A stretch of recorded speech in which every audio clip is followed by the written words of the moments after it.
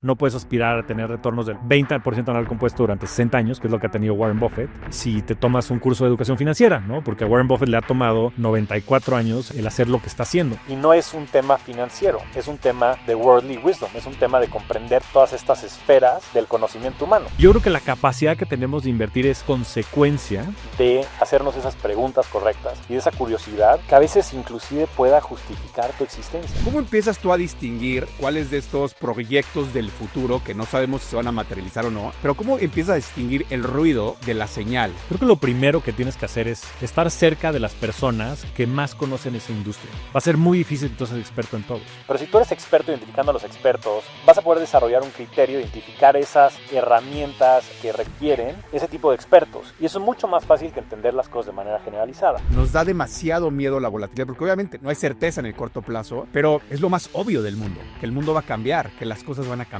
que la tecnología va a estar enfrente de todo. Pero aún así, como inversionistas, no nos posicionamos ahí. Un inversionista que busca tener retornos exponenciales, que sí sean los que verdaderamente generan riqueza real exponencial, tiene que romper muchos de estos convencionalismos, tiene que desafiar estas creencias de la educación financiera y tiene que hacer las cosas de manera distinta, porque solo haciendo las cosas de manera distinta vas a lograr resultados de manera distinta. Cada vez vemos más esta brecha de personas que generan más riqueza y las personas que no generan riqueza, y no sé si esto cada vez va a ser más acelerado. ¿Tú cómo ves ese futuro? ¿Y cómo crees, sobre todo, que nos podemos posicionar pues para estar a lo mejor del lado bueno y del lado correcto de la historia? El mundo está cambiando más rápido que nunca y esto va a generar una bifurcación. Existirán las personas que comprendan el futuro y las que se queden en el pasado. En este episodio vamos a explorar las inversiones del futuro. ¿Qué es lo que necesitas para verdaderamente capitalizar las tecnologías disruptivas? Capitalizar la forma distinta de pensar, capitalizar estas creencias que verdaderamente forman lo que vivimos los seres humanos del futuro. Vamos a hablar de mi historia. En este episodio me entrevisté a mi querido amigo Pablo y te voy a contar de primera mano cómo pude invertir en Bitcoin, cómo invertí en Ethereum, cómo invertí también en proyectos disruptivos como lo es Avalanche y Sui y cómo también estoy pensando en marcos mentales y modelos mentales que tú puedes aplicar. Así que si estabas esperando verdaderamente comprender cómo invierte Javier Morodo, este es el episodio. No te lo pierdas. ¡Comenzamos! Bienvenido a la Revolución de la Riqueza, el podcast que convierte las ideas en libertad financiera. Si buscas herramientas para transformar tu vida y alcanzar la riqueza 360, este es tu espacio. Suscríbete, activa la campana y no te pierdas los próximos episodios. Bienvenidos a un episodio más de Revolución de la Riqueza. Esta vez me toca ahora a mí entrevistar a Javier Morodo. ¿Cómo estás, Javi? ¿Cómo estás, hermano? Mi querido Pablo, un placer hacer este crossover. Me siento un poco extraño estando del otro lado del micrófono, pero bueno, es un gusto siempre platicar contigo. De hecho, no es la primera vez que lo hacemos. Exactamente, no es la primera, es como la tercera o cuarta vez que lo hacemos, ¿verdad? Exacto. Y ya te entrevisté un par de veces, pero creo que esta va a ser distinta, va a ser especial, va a ser algo que hemos platicado los últimos meses de forma muy puntual y creo que es algo que va a ser distinto y revolucionario en el entorno de la educación financiera en México y todo este movimiento que estás creando. Pero antes de entrar con eso y antes de arrancarnos con el contenido, quiero empezar preguntándote lo que tú siempre les preguntas a todos tus invitados, lo que es la última pregunta siempre de tus últimos invitados, y es ¿cuál ha sido tu mejor inversión? Pero no desde el más amplio sentido de la palabra. Quiero que nos cuentes cuál ha sido tu mejor inversión en un activo financiero. Ándale, empezando con todo. A ver, mi mejor inversión desde el punto de vista financiero ha sido Avalanche. Avalanche, que es esta cripto, es una plataforma Layer 1 similar a Ethereum, que salió, si no me equivoco, en 2022 al mercado y que tuve la posibilidad de entrar al ICO de manera directa y también entramos vía Luna, vía el fondo de nuestro querido amigo Alan Cassis y mi socio también, en el que pues básicamente nos participó de esta idea que venía esta plataforma revolucionaria, tecnológicamente distinta, con un poder de distribución muy importante, con diferenciadores competitivos y demás, a una evaluación, pues que en su momento, si no mal recuerdo, haber sido como de entre 50 y 100 millones de dólares. Y bueno, pues entramos de manera directa, entramos a través del fondo, entramos a 50 centavos de dólar. Bueno, tú también entraste, tú también eres parte del fondo de Alan y de 50 centavos de dólar, no recuerdo si tal vez salió en agosto o algo por el estilo del 2022, en los próximos 18 meses llegó a $150. 300 veces. 300 veces dinero en 18 meses, ¿no? Que si lo hicieras, en fin, bueno, sería una brutalidad de dinero, no sé si 2,000 o no, 20,000% mensual, o sea, mensual, 20,000% anual, 20,000%, si hicimos 200 veces nuestro dinero en 12 meses, digo, haciéndolo lineal, sé que no funciona así porque es compounded, pero, o sea, 20,000% de rendimiento en un año, o sea, hacer 200 veces tu dinero en un año o 300 veces tu dinero en 18 meses, o sea, una locura. Yo le decía a Alan que si tuviera otro hijo, claramente él tendría que ser el padrino y también le tendría que poner Avalanche Martínez al hijo. Oye, Javi, más allá del retorno, cuéntame cómo tomas esa decisión. O sea, ¿qué variables, qué estás pensando, qué pasa en tu cabeza? ¿Por qué estás en ese momento para tomar una decisión que pueda tener tanto impacto en tu situación patrimonial y en tu libertad financiera? Esa es una gran pregunta y me tengo que echar para atrás para entender la respuesta que voy a dar. Y es que yo desde que entré al sistema financiero y me tocó entrar en 2007 primero a Citi y justo cuando entré estaba toda la volatilidad de la bolsa por la gran crisis financiera 2007-2008, pues empecé a comprender muchas cosas, ¿no? Ahí yo estaba trabajando pues, en un gran banco en donde había cero acceso, en donde no tenía visibilidad casi de nada y pues casi que era un casino, o sea, literalmente era un casino. Era pues tú entrarle un día, el día siguiente no sabías si iba a despertar 20% abajo, 20% arriba las acciones que compraras. Pero yo estaba muy divertido porque pues ni tenía lana, ni tenía tampoco mucha experiencia, estaba básicamente jugando, ¿no? Y disfrutando el juego. Y después me tocó entrar a GBM y en ese momento el juego cambió por completo, porque en GBM de verdad, cuando ponías un pie dentro de GBM, te sentías con más capacidad de tomar decisiones financieras, porque estabas cobijado por toda una filosofía de inversión que han desarrollado por décadas los fundadores de GBM, Jorge Rojas y Alonso de Garay, que son personas extraordinarias, pues que también han tenido la capacidad de aprender de grandes mentores, como fue en su caso Roberto Hernández y Alfredo Harp, las personas que compraron Banamex y después se la terminaron vendiendo a Citi, entre otras muchas cosas, que por cierto, todos ellos en su momento estaban junto con Carlos Slim, con Germán Larrea y otros muchos en la Bolsa Mexicana de Valores en los 70s y en los 80s, y que ahí se creó toda esta gran generación de inversionistas mexicanos, que hoy pues son básicamente el cunero de todo el sistema financiero en México. Y el tener la posibilidad de entrar a entender todo ese ecosistema, de ver cómo ellos también habían generado un patrimonio generacional exponencial a través de las inversiones que habían realizado en muchas de sus empresas hermanas, como por ejemplo en el mismo Grupo México, que se conocían muy bien por eso mismo, en Pinfra, estas concesiones carreteras, en centavos de peso, porque en algún momento cayeron en bancarrota y después la entraron a rescatar, hicieron una financiación y demás, y hoy las acciones están en 200 pesos. Y bueno, el mismo caso de GBM, ¿no? Que GBM empezó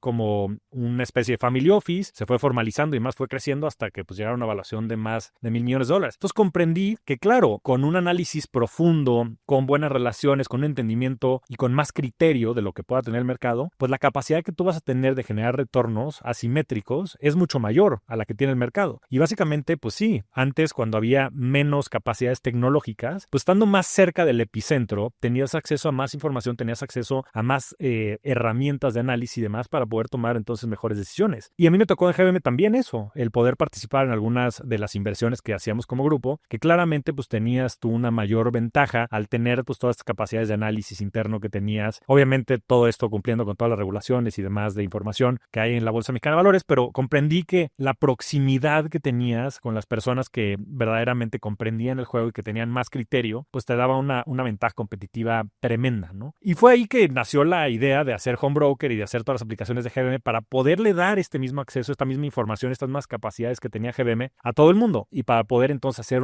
un país inversionista, pero un país de inversionistas capaces, en donde la cancha estuviera nivelada y donde el juego estuviera también nivelado. Y después que pasé a entender todo lo que era Bitcoin y demás, en su momento compré Bitcoin en $70 en 2013. Después también Ethereum lo compramos cuando estaba en un par de dólares. Digo, esto lo digo porque también te tocó vivir todo este proceso conmigo. Y empezamos a comprender que si en la bolsa había asimetrías a veces de acceso y de información, pues en cripto eran un mundo, o sea, eran océanos, era el Atlántico, era el Pacífico de asimetrías de información. Y la manera en la que nosotros entonces podíamos hacer dinero era estando más próximos a las personas que tenían mayor acceso, mayor información, mayor análisis, ¿no? Y en ese sentido, pues pues claro, Alan Cassis, Daniel Fogel, fueron personas instrumentales también en la comprensión de esta nueva industria y de estas nuevas posibilidades que entonces daban pie a que nosotros pudiéramos invertir de esa manera. Y la realidad es que te empiezas a dar cuenta, y es lo que hemos estado reflexionando sobre todo estos últimos meses, que la verdadera creación de riqueza, ¿no? Porque hay dos juegos que son muy distintos. Está el juego de creación de riqueza, que es cuando pasas ahora sí que de 0 a 1 millón, y después está el juego de la preservación de riqueza. Una vez que ya tienes esa riqueza y que más bien quieres tener la certeza o disminuir el riesgo, está el juego de la preservación de la riqueza. Pero que difícilmente la gente se va a hacer millonaria comprando ETFs del Standard & Poor's 500, ¿no? Está bien que la gente lo haga, es mucho mejor eso a tener su dinero en el banco, sin lugar a dudas, es lo que hemos hablado aquí. Pero la realidad es que la creación de riqueza, sobre todo la creación de los verdaderos inversionistas, y ahí tienes el caso de estos mismos, ¿no? De Carlos Slim, de Germán Larrea, de Ray Dalio en Estados Unidos, del mismo Warren Buffett, no se hicieron diversificando en 500 empresas, se hicieron con apuestas asimétricas hacia sectores, hacia empresas, hacia industrias, totalmente concentradas, rompiendo muchas de las reglas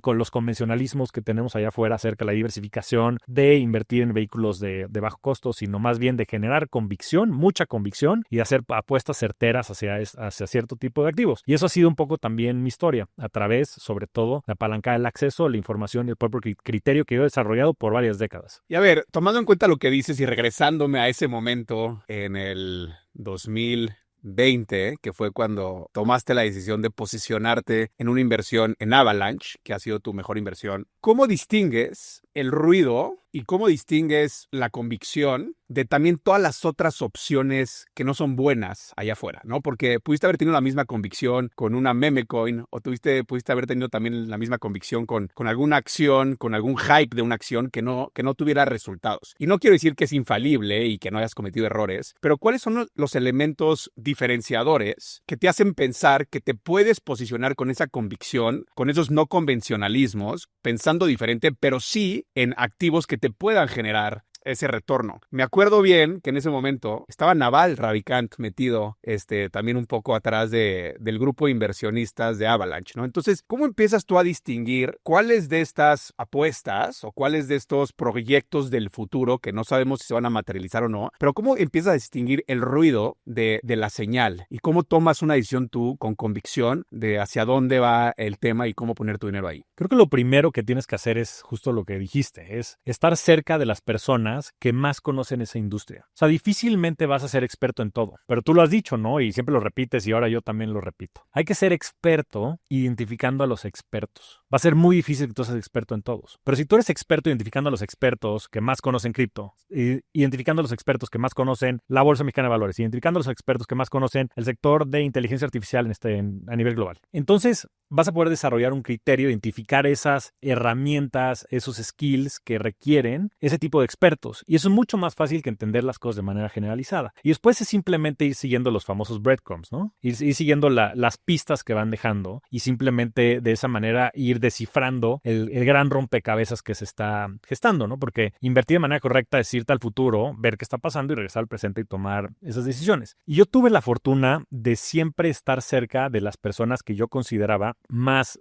capaces en cada una de estas industrias y de acercarme a ellos de manera genuina, inclusive, ni siquiera de manera estratégica, pensando que me iban a dar como resultado tal vez esas inversiones en el futuro, ¿no? Y la manera en la que empezó ese camino pues también fue en GBM, ¿no? En GBM yo me volví un asset interesante para GBM porque GBM quería desarrollar estas plataformas tecnológicas y no tenían a alguien que tuviera esas capacidades. Y me reclutaron cuando yo tenía 25 años. Y también, obvio, ellos vieron algo en mí que les permitió invertir en mí, ¿no? Y de esa inversión salió una relación de amistad y de profesionalismo y de mentoría y demás increíble, con la cual yo también empecé a comprender muchas de las cosas que ellos tenían que enseñarme y a su vez ellos empezaron a comprender muchas de las cosas que yo tenía que aportar a la sociedad. Yo creo que la mejor manera en la que puedes tú acercarte a una persona que te vaya a generar valor es tú generándole valor a ellos, ¿no? Y en ese sentido, pues desde el principio vieron en mí, en GBM, a alguien que podía generar valor al grupo, ¿no? Y de esa manera, pues entonces también me ayudaron a mí a comprender todo este sistema de las inversiones y toda la filosofía detrás del famoso value investing, que es la teoría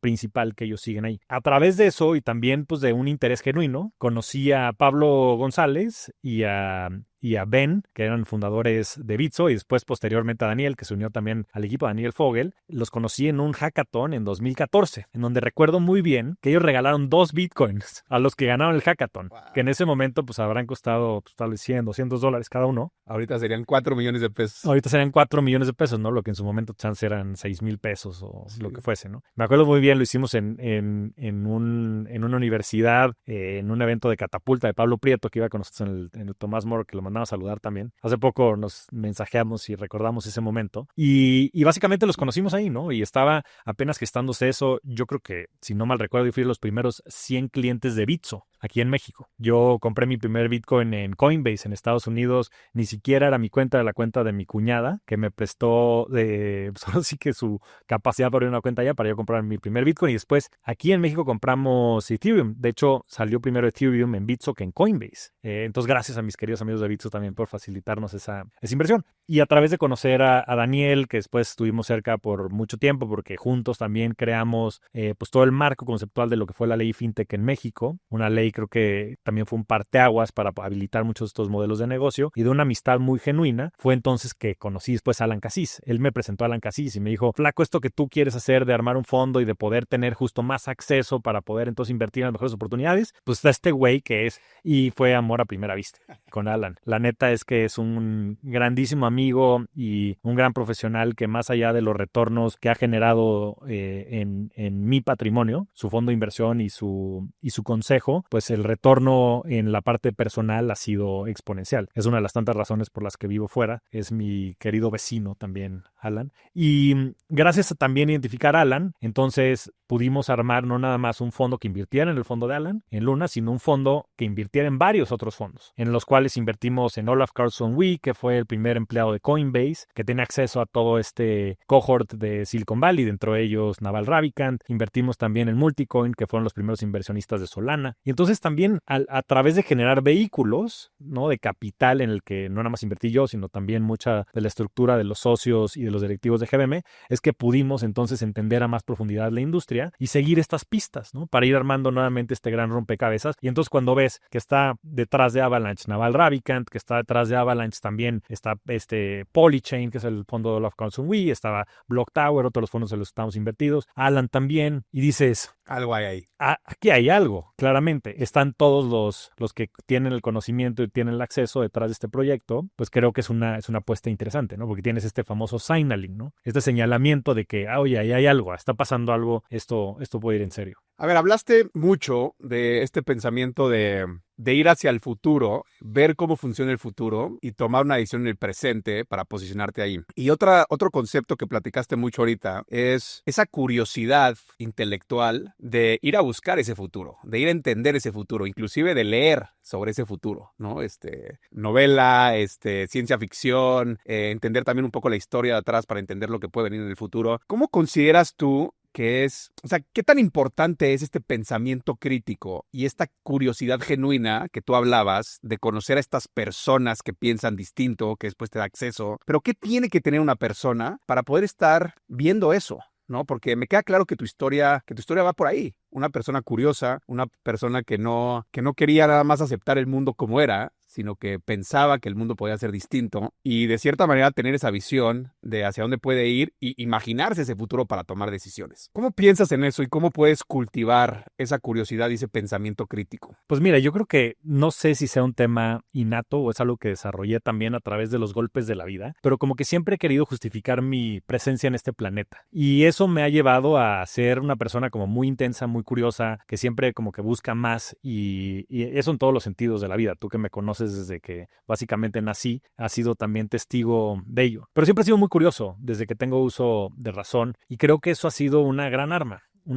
que me ha permitido el crear y el comprender el mundo desde otra perspectiva. Dice Charlie Munger, y eso me encanta, ¿no? Charlie Munger dice que un buen inversionista no es el que sabe leer estados de resultados o balances generales, sino es el que comprende al mundo desde varias ópticas, ¿no? Él fue el primero que habló de estos famosos modelos mentales y él en sus discursos, uno de ellos muy famoso que se llama Worldly Wisdom, ¿no?, como sabiduría del mundo, habla de la importancia de la psicología, de la antropología, de la biología, dentro también de las inversiones. Y otro tema que creo que es central es esta falacia de la educación financiera, ¿no? A veces, pues porque nos venden que podemos aprender a ser buenos inversionistas con un curso que dure whatever, ¿no? 10 días, 6 meses, un año. Y yo creo que eso es mentira, porque difícilmente vas a poder comprender todas las disciplinas que requiere ser un buen inversionista. Eso no quiere decir que puedas ser un inversionista promedio, en el que puedas leer tal vez estados de resultados, en el que puedas invertir en ETFs, sin duda, ¿no? El que puedas aspirar a tener retornos del 10% anual compuesto, sin lugar a dudas. Si quieres ser un inversionista pasivo, that's fine, ¿no? Está muy bien hacerlo y perfecto, estudia lo que tengas que estudiar, lee lo que tengas que leer, toma los cursos que tengas que tomar. Es algo muy respetable y honorable, pero difícilmente eso te va a ayudar a generar retornos asimétricos, ¿no? No puedes aspirar a tener retornos del 25% anual compuesto o del 20% anual compuesto durante 60 años, que es lo que ha tenido Warren Buffett,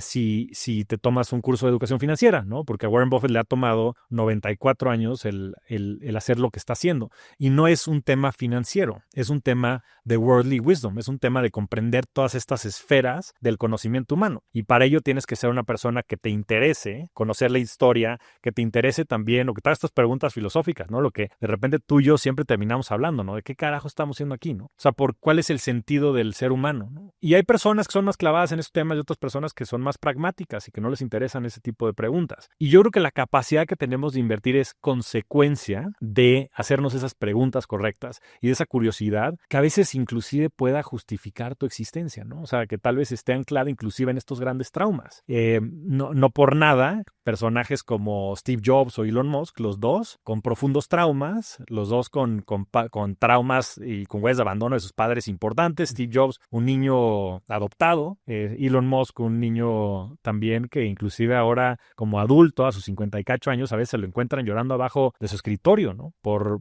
lo profundamente traumado que está. Y bueno, ahora con los tweets posts que hemos visto en X, pues quién sabe. Lo demuestra. Que nos depara el mundo. Pero bueno, al final del día, yo sí tengo esta creencia profunda de que un buen inversionista, un inversionista que busca tener retornos exponenciales, que sí sean los que verdaderamente generan riqueza real exponencial, tiene que romper muchos de estos convencionalismos, tiene que desafiar estas creencias de la educación financiera y tiene que hacer las cosas de manera distinta, porque solo haciendo las cosas de manera distinta vas a lograr resultados de manera distinta. Y entonces entrándole a esas preguntas un poquito más filosóficas que hacen que un buen inversionista sea un buen inversionista, ¿cómo te imaginas el futuro? Hablas mucho de ir al futuro, verlo, comprenderlo, regresar al presente y tomar decisiones para posicionarte ahí. ¿Cómo se ve este futuro? Habla mucho Yuval Noah Harari, autor de Sapiens y otros muy buenos libros que inclusive, exacto, entender un poco la historia, de dónde venimos desde el punto de vista antropológico, histórico, nos da las bases para entender muchas de las cosas que hoy tenemos, inclusive las inversiones, inclusive el dinero. Él dice que el dinero es una de las grandes historias que nos contamos los seres humanos y por eso hoy también el tema del Bitcoin pues,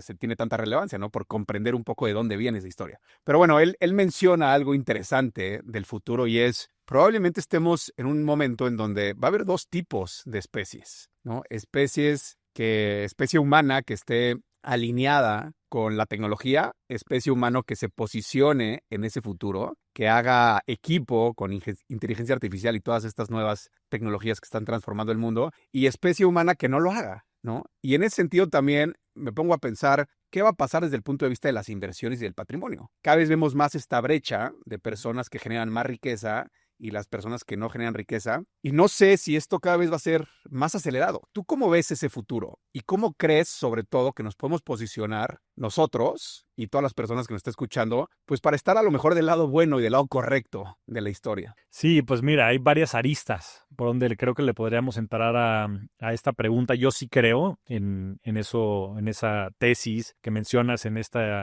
tema de Harari. Y lo creo de varias formas, ¿no? Y creo que lo voy a empezar a framear en algunos capítulos o grandes divisiones para que la gente lo pueda comprender. Una de ellas está esta creencia acerca de que hay que invertir en el Standard & Poor's 500, que eso es lo que hace más sentido del mundo, tener esa mayor diversificación. Yo creo que eso es bullshit.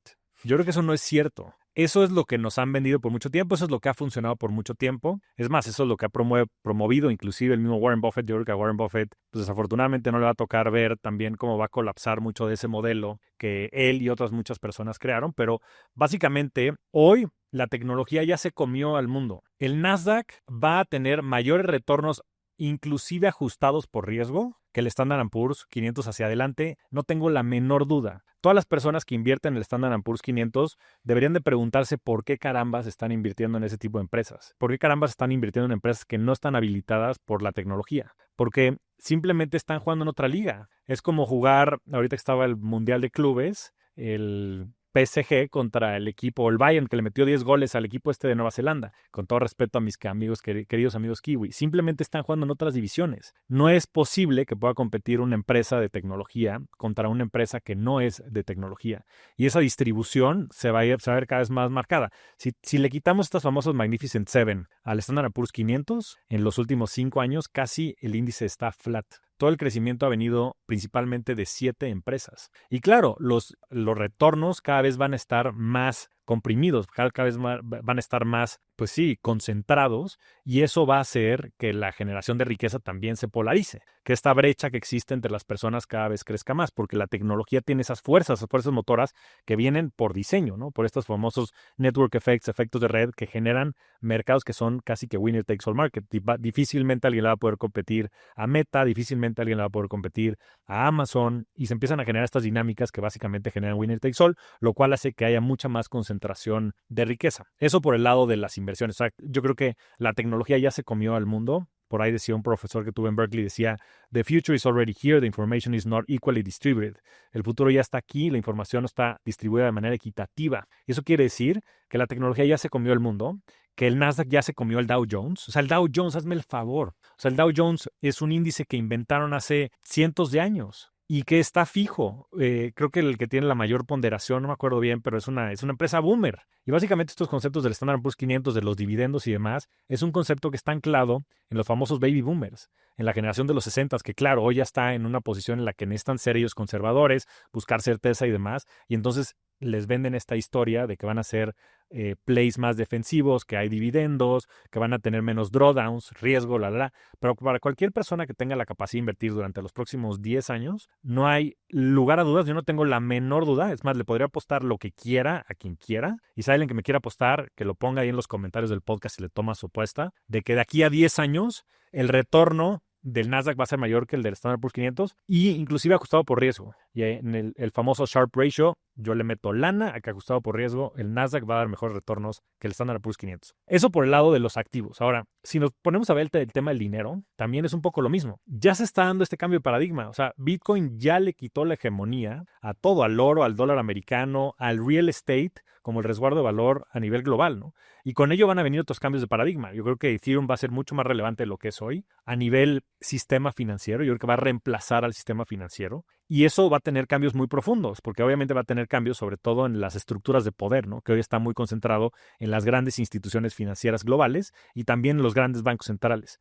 Pero eso ya se está erosionando. Y es más, mismo Estados Unidos está también apoyando ese cambio de paradigma. Y con ello van a haber muchos cambios a nivel social, inclusive a nivel político. Yo no tengo duda de que estamos viendo la decadencia del modelo político del mundo. O sea, es increíble la polarización que existe hoy en día. Yo creo que está peor que nunca el sistema político a nivel global, de extrema izquierda y extrema derecha, y después bandazos para el otro lado. Y claramente creo que estamos viendo el inicio del fin. Y yo creo que el sistema político, el sistema social va a tener un cambio muy profundo derivado del cambio tecnológico que está habiendo, ¿no? Como bien lo mencionabas, esto parte del tema tecnológico, del tema de las plataformas, de redes sociales y sobre todo el tema de inteligencia artificial. Y cuando hay un cambio político hacia un sistema que no sé cuál vaya a ser, pero en el que sobre todo los políticos no tengan tanto peso específico, pues también va a haber un cambio social en la cohesión que va a ser fundamental, ¿no? Inclusive en las mismas empresas, en la conceptualización, ¿no? Ahora ya tienes estos grandes marcas personales que valen miles de millones de dólares. ¿Cuándo hubieras pensado que MrBeast y muchos de estos personajes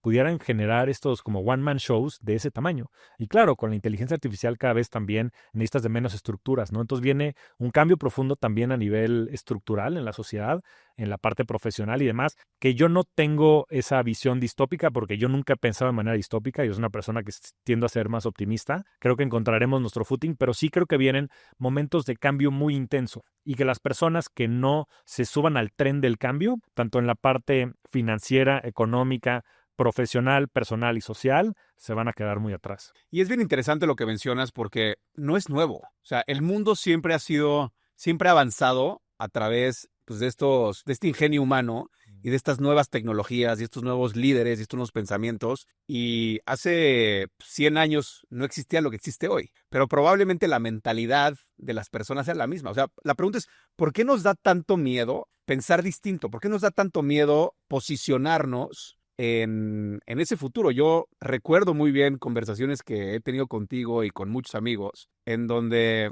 hablamos de, oye, posiciónense en Bitcoin. Es el nuevo dinero, es la nueva tecnología. Antes existían las conchitas, después existieron los billetes, las tarjetas, el oro, el dinero fiat. Probablemente la nueva tecnología que va a respaldar todo el sistema monetario tiene que ver con el Bitcoin. ¿Por qué crees que a las personas te llaman loco? ¿Por qué crees que las personas dicen, no, o sea, yo no me voy a posicionar en ese futuro? Me da mucho miedo, hay mucha incertidumbre allá. Inclusive Michael Saylor habla de esta parte de la volatilidad es el precio del retorno, ¿no? Nos da demasiado miedo la volatilidad, porque obviamente no hay certeza en el corto plazo, pero es lo más obvio del mundo, que el mundo va a cambiar, que las cosas van a cambiar, que la tecnología va a estar enfrente del todo. Pero aún así, como inversionistas, sobre todo como inversionistas que apenas estamos creando patrimonio, no nos posicionamos ahí. ¿Por qué crees que se da esto y qué consejo puedes darle a la gente para pensar distinto? Yo no creo que sea tan obvio. O sea, es obvio si lo ves en una escala de tiempo muy, muy larga, ¿no? Pero cada vez acelera más el cambio. Antes, pues para tener lo que hoy cambia en un año, antes cambiaba en 10 años y antes tal vez cambiaba en 100 años, pero cada vez acelera más el mundo. Y eso no es algo que la gente pueda internalizar de manera tan tangible. Y ese pensamiento que tienes tú, que tengo yo, que compartimos, no es algo que esté generalizado allá afuera. La gente está acostumbrada a otro ritmo de vida, a otro ritmo de cambios, e inclusive la perceptibilidad que ellos tienen del mismo cambio que están navegando no es tan real como ellos la visualizan. Ellos piensan que no están cambiando tanto las cosas. Y eso es por la manera en la que estamos programados, porque básicamente para programarte para sobrevivir, pues básicamente lo que haces es alejarte de los riesgos. Y siempre el cambio implica un riesgo. Y esa es la conceptualización que tenemos, ¿no? Ese es el programa, el software con el que venimos un poco de manera innata. Y además de eso, pues influye mucho este tema de las fuerzas invisibles, que es un tema de lo que tú hablas mucho, que son todas estas patrones o rasgos que tenemos, básicamente por nuestro contexto de vida y nuestra personalidad, entre los cuales pues hay gente que busca más certeza, que busca más reconocimiento, pero el arquetipo más común es el que busca certeza y por ello, pues muchas veces lo que buscas es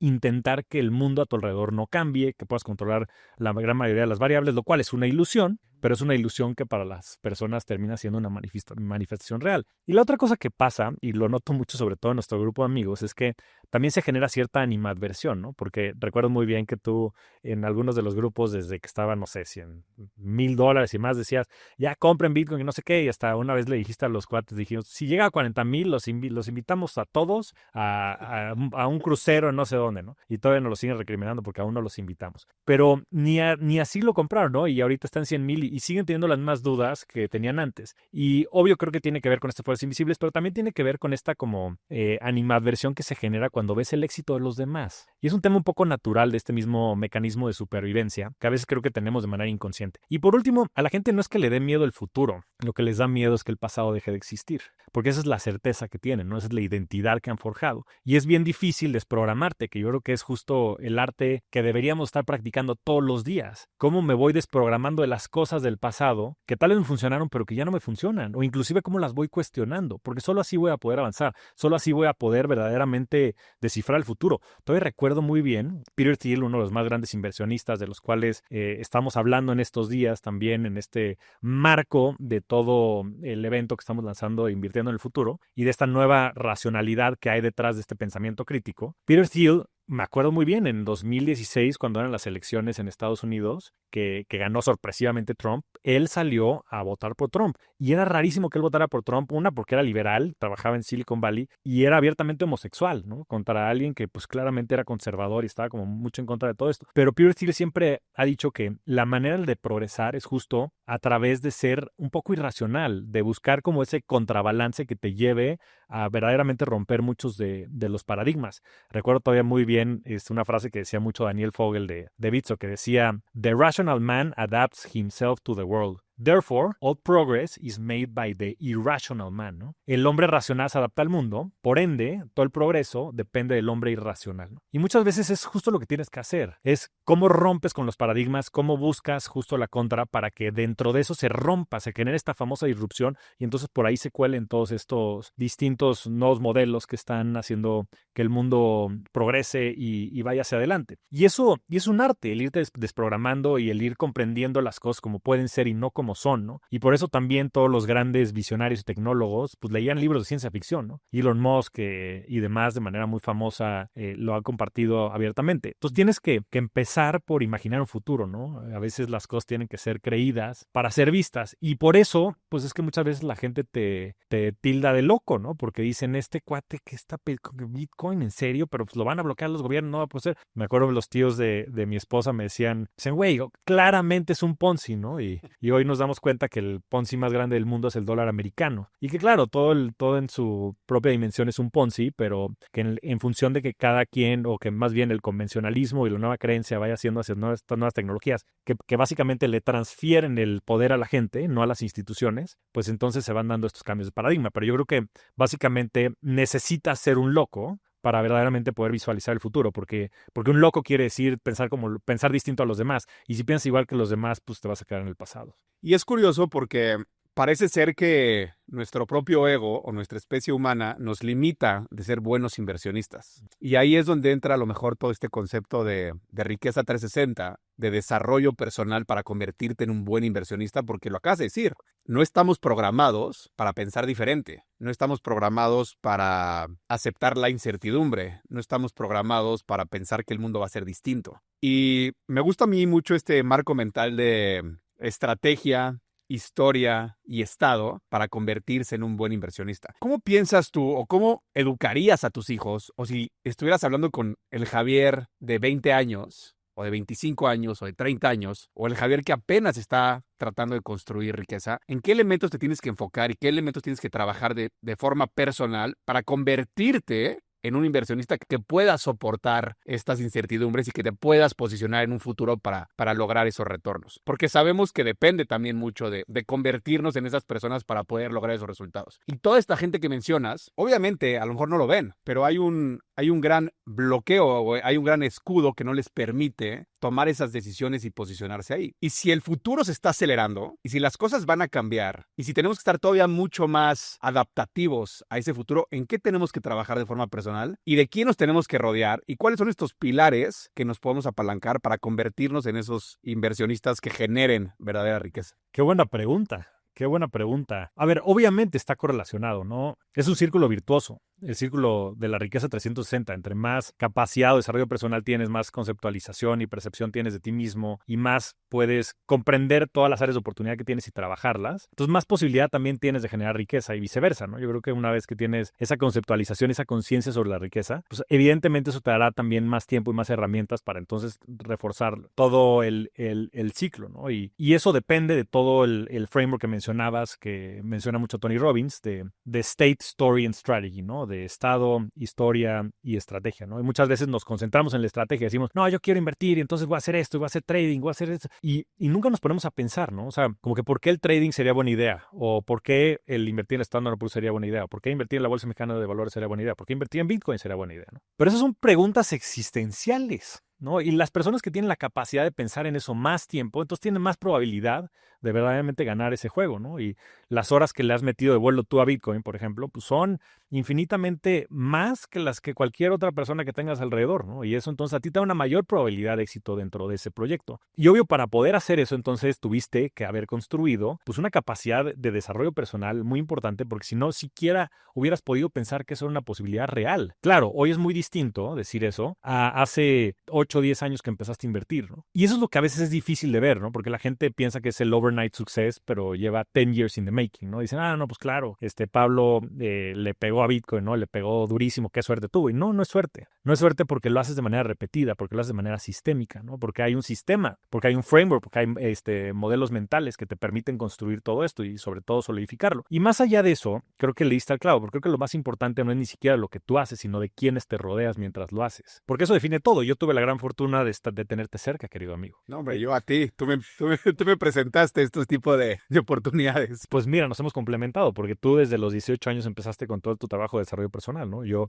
me uní unos años después y yo empecé antes, tal vez con todo ese tema de la tecnología y demás, y con Bitcoin, y te uniste tú después. Pero yo creo que este tipo de complicidades, como las que tenemos tú y yo, son las que verdaderamente generan ese valor, ¿no? Y también lo que fue en su momento GBM dentro de mi vida, y lo que fue también Bitso, y lo que fue también Alan Cassis, y todas estas personas que han formado mi pensamiento desde el punto de vista financiero, y también desde el punto de vista personal, ¿no? Todo lo que ha sido personas muy cercanas y muy queridas que hemos tenido alrededor, como Oso Traba, personas como Klaus Zaragoza, como Alan Abruch, como Juan Pablo Álvarez, que también nos han ayudado a llegar a nuevas dimensiones, ¿no? Entonces, en ese sentido, creo que lo más importante es rodearte de estas personas. Sé que suena cliché, pero es real. Las 5 personas que tengas a tu alrededor van a definir tu vida. Y creo que lo más fácil que puedes hacer es rodearte de muchas personas a las que admires, porque eventualmente te vas a convertir de cierta manera en ellas, ¿no? ¿Cómo crees que las personas puedan empezar a rodearse? Porque seguramente nos están escuchando y dicen, ok, eso suena increíble, pero ¿dónde están estas personas? ¿Cómo puedo formar parte de un grupo, de una comunidad, de personas que piensen así, que constantemente estén desafiando ese pensamiento crítico, que traigan estrategias a la mesa, que me ayuden a construir un estado mucho más poderoso para seguir el plan de inversión? ¿Cómo pueden la gente construir estas nuevas relaciones? Porque es un problema que yo veo allá afuera, como que te quedas con las relaciones que te tocaron en la vida, a lo mejor con tus amigos de la escuela o a lo mejor con tus familiares, y probablemente ellos, desde el punto de vista de toda la vida, pero desde el punto de vista financiero, que es lo que estamos hablando ahorita, y de inversionista, pues seguramente traen otro chip y están o estancados o tienen ideas fijas sobre cómo invertir su patrimonio y dónde quedarse, pero si no nos movemos de ese lugar y no buscamos otro tipo de círculos sociales y otro tipo de comunidades y tribus, va a ser muy difícil que podamos construir esto. Entonces, ¿dónde están? ¿Cómo lo creamos? Pues mira, hoy tenemos la gran ventaja que existen los medios digitales, ¿no? Entonces ya de cierta manera puedes adherirte a distintas comunidades también a través de las redes sociales y de las comunidades digitales. Entonces creo que es una gran ventaja, ¿no? Entonces simplemente es empezar tal vez a seguir, a escuchar. Hay podcasts de todo tipo. Está nuestro podcast, están otros, ¿no? Muy famosos en México, que creo que además están haciendo grandes trabajos, sobre todo en temas de formación de comunidades. Está todo lo que está haciendo Oso Traba con Cracks, entre otros muchos, y así sucesivamente, ¿no? Yo creo que hoy ya no hay excusas para no formar parte de un círculo con el que te identifiques en valores, en principios, en propósitos y demás, y sobre todo un círculo del que te puedas también empezar a capacitar y nutrir. La otra cosa que puedes empezar a hacer es pensar cómo puedes generarle valor a esas personas con las que te quieres empezar a relacionar, ¿no? Porque muchas veces el error es, oye, yo quiero quiero invertir con Javier. Ah, bueno, pues perfecto, pues voy a hablarle y lo voy a estar molestando para que me digan qué invertir, ¿no? Pues difícilmente vamos a poder hacer eso porque simplemente no tenemos el ancho de banda. Déjate tú que no podamos hacerlo, ¿no? Simplemente dentro de nuestras prioridades y del propósito que tenemos y de cómo lo queremos lograr, pues eso simplemente no es parte del juego. Ahora, si nos buscan y me dicen, oye, yo te quiero ayudar en tu propósito, ¿no? Y te quiero ayudar a generar esta comunidad y demás, pues va a ser mucho más fácil que lo podamos hacer, ¿no? Y creo que además, pues existen cada vez más avenidas para poder entrar en estos círculos y aportar valor tal vez de manera más activa, ¿no? Nosotros en Wealth Mastery pues tenemos ya una comunidad de cerca de 700, 800 personas que han pasado por ahí, que ya es una comunidad increíble, ¿no? Totalmente distribuida, en donde cada quien puede aportar valor. Ahorita nos fuimos a escalar el Nevado de Toluca, 70 personas, un evento organizado por uno de los Sherpas que nos ayudó básicamente a organizar este evento. Le mandamos también un fuerte abrazo a nuestro querido Lalo, y así sucesivamente, ¿no? Yo creo que es la manera también de nosotros ponernos allá afuera y de poder generarle valor a los demás que nos permite hacer esto. Pero también hemos pensado en este problema, ¿no? Y es un problema real, ¿no? De cómo podemos darle acceso real a la información y a las oportunidades del futuro a las personas, ¿no? Desde el punto de vista de las inversiones, porque, claro, el primer round está resuelto, que el primer round era cómo podemos habilitar la tecnología para que las personas inviertan. Y yo cuando entré a GBM tenía 10,000 cuentas. Y hoy GBM tiene 10 millones de cuentas. O sea, ha crecido 100,000 veces. O sea, es increíble lo que ha crecido, ¿no? O sea, es impresionante, es algo que no hubiera sido concebible hace 15 años que que entré a GBM. Hoy eso está resuelto. Hoy también, gracias a gente como Mis Propias Finanzas, nuestros queridos amigos, Juan Paicaro y a otros muchos, a Maurice Dieck, que también lo ha hecho de manera espectacular,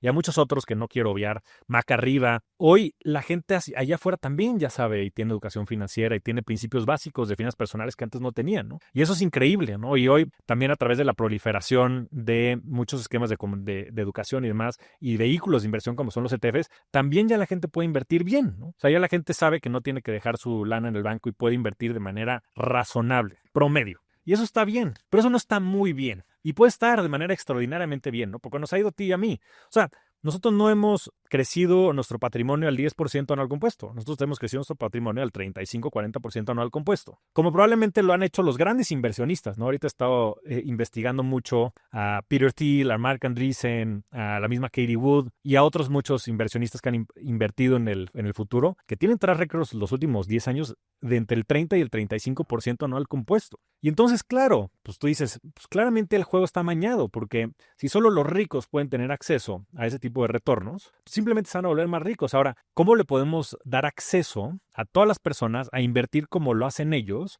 pero de manera democratizable, ¿no? De manera digerible para que la gente verdaderamente pueda tener ese acceso desde el punto de vista financiero y también desde el punto de vista de desarrollo personal, ¿no? Porque creo que las dos cosas van de la mano. Y entonces, bajo esa premisa, podemos también crear nuevos modelos, que de hecho tenemos algo cocinándose que vamos a revelar el 15 de julio a las 7 de la noche en el evento que vamos a hacer en Viva de Invirtiendo en el Futuro, que nos tiene muy emocionados para verdaderamente darle a las personas esa capacidad y ese acceso a estas oportunidades del futuro y también el acceso a toda la educación y la formación de personas que han dedicado su vida a esto, ¿no? Porque claro, la gente puede aprender de manera táctica lo que yo sé sobre estados de resultados y balances generales, pero ¿cómo van a poder aprender todo lo que los cientos de libros que he leído, las experiencias de vida que he tenido, los países que he conocido, las culturas que me ha tocado navegar, los retos profesionales que he tenido, los desafíos emocionales también que he vivido?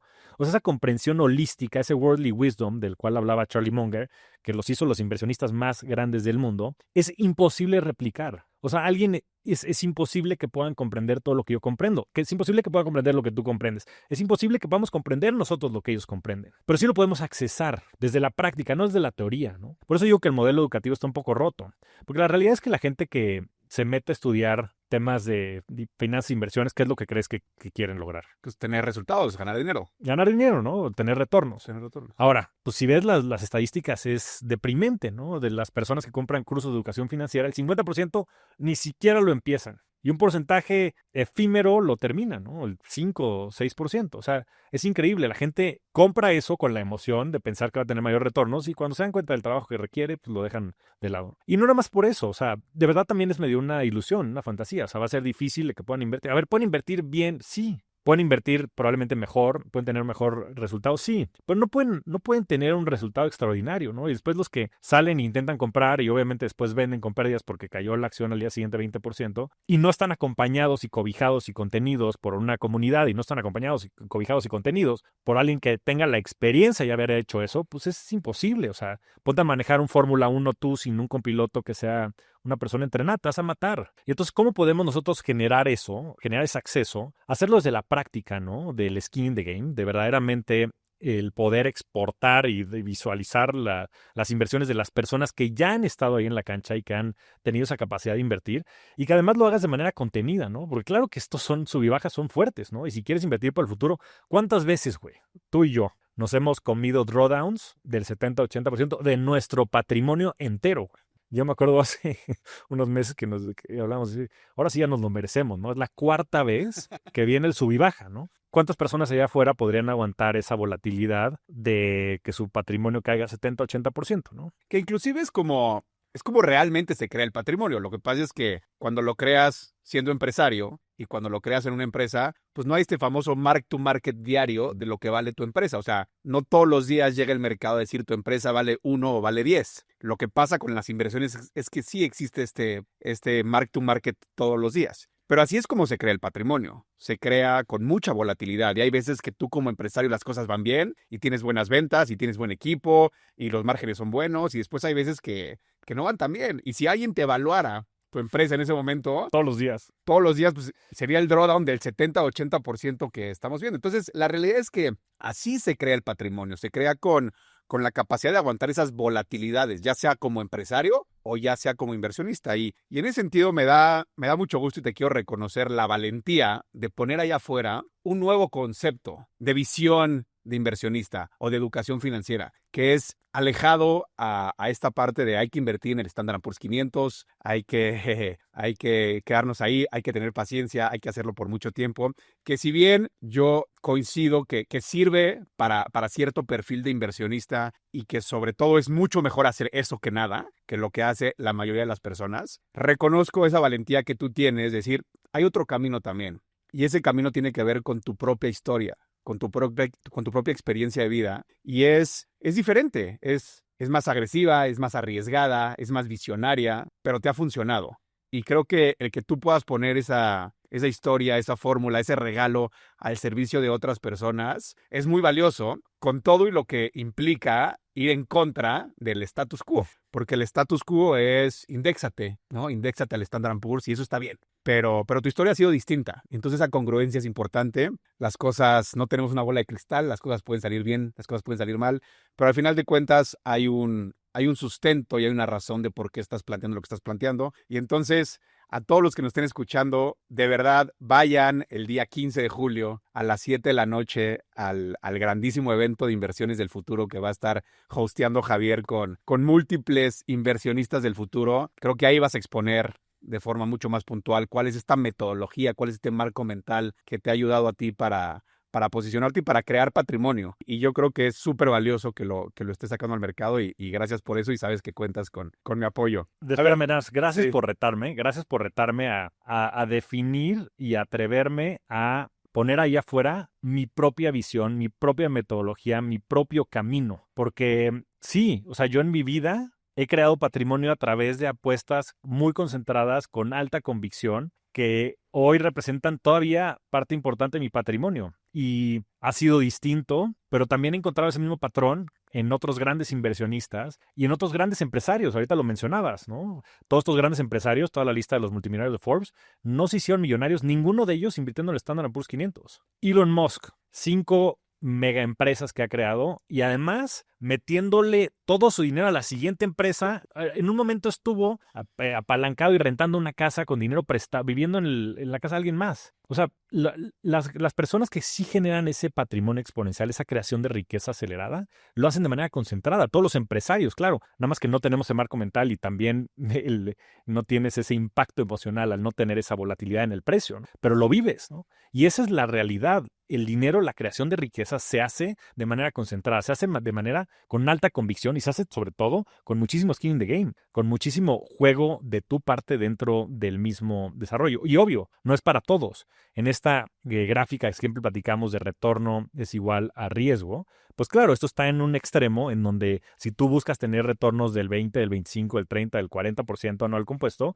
tienes que asumir ese riesgo. Pero si lo puedes hacer por periodos prolongados de tiempo y si vas a estar dedicado a esto, es algo que puede ser algo muy interesante, ¿no? No es para todos, pero para las personas que sí quieran tener ese nivel de exposición y que quieran verdaderamente construir un patrimonio exponencial y estén también dispuestos a asumir esos trade-offs, esto es para ustedes, ¿no? No es para todos, pero esto es para las personas que verdaderamente lo quieran construir y te quiero agradecer por animarme y por incitarme también a poder poner lo que ha sido mi experiencia, que ha sido esa, allá afuera y al servicio de todos. Estoy convencido que con esa congruencia vas a ayudar a muchas personas. Oye, mi querido Javi, para cerrar, vamos a regresar al inicio. 2 preguntas. La primera, nos contaste que Avalanche ha sido tu mejor inversión desde el punto de vista financiero. ¿Cuál crees que sea tu próxima inversión que vamos a estar aquí sentados en unos 5 años y a decir, no, ya no fue Avalanche, ahora fue esta? ¿Qué estás viendo? ¿Qué estás pensando? ¿Dónde estás posicionando? ¿Cómo ves ese futuro? ¿Cuál es el activo que más te emociona de cara a futuro?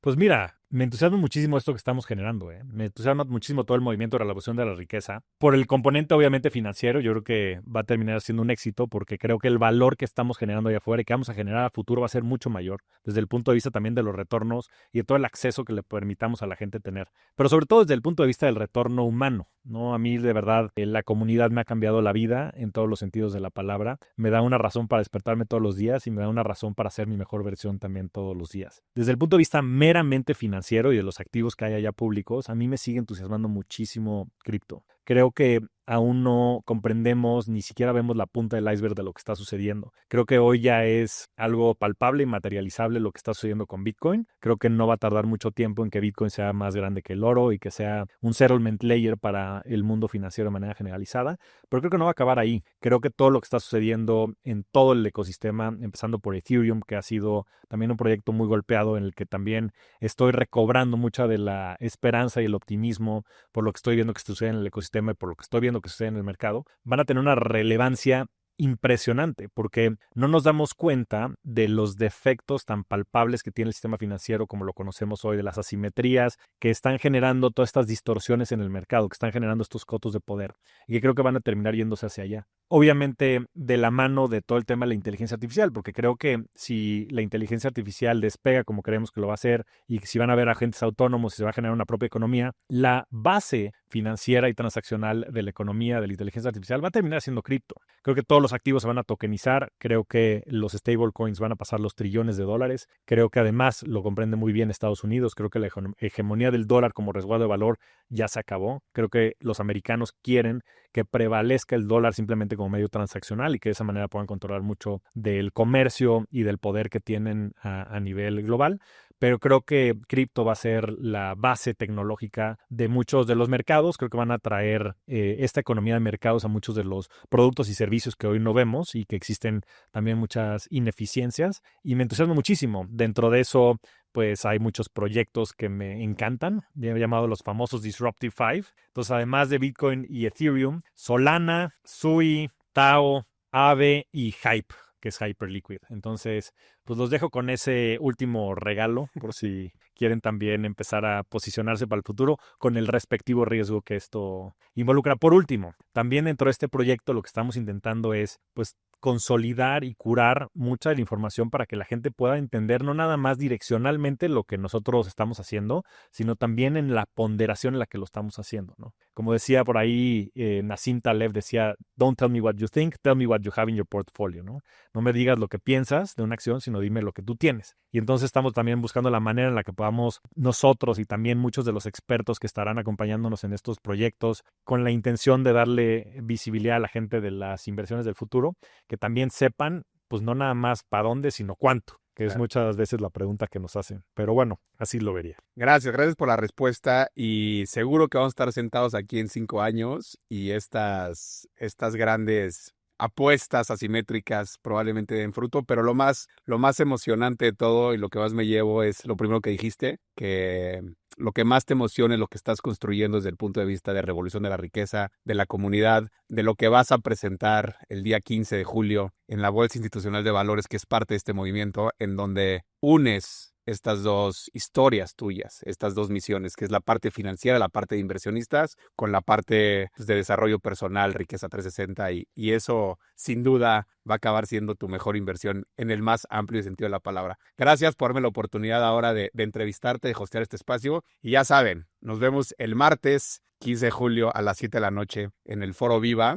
por YouTube. También va a estar pasando ese grandísimo panel y que sea todo un éxito, hermano. Gracias nuevamente. Gracias, hermano. Gracias por esta entrevista y gracias por toda tu amistad, por tantos años de cariño, por tantos años de mentoría y de complicidad, hermano. Esto apenas está empezando y gracias también por ser parte de esta gran revolución. Les dejamos el link también en la descripción del podcast y coméntenos qué opinaron de esto y si puedan también compártenlo para empezar a abrir más cabezas y empezar a unir a más personas a esta revolución. Gracias, hermano. Gracias por acompañarnos en otro episodio. Si te gustó, dale like, suscríbete y activa la campana para recibir notificaciones. Comparte este video con alguien que quiera transformar su vida. Recuerda que generar riqueza es chamba de todos. Este podcast es una producción de Sonoro.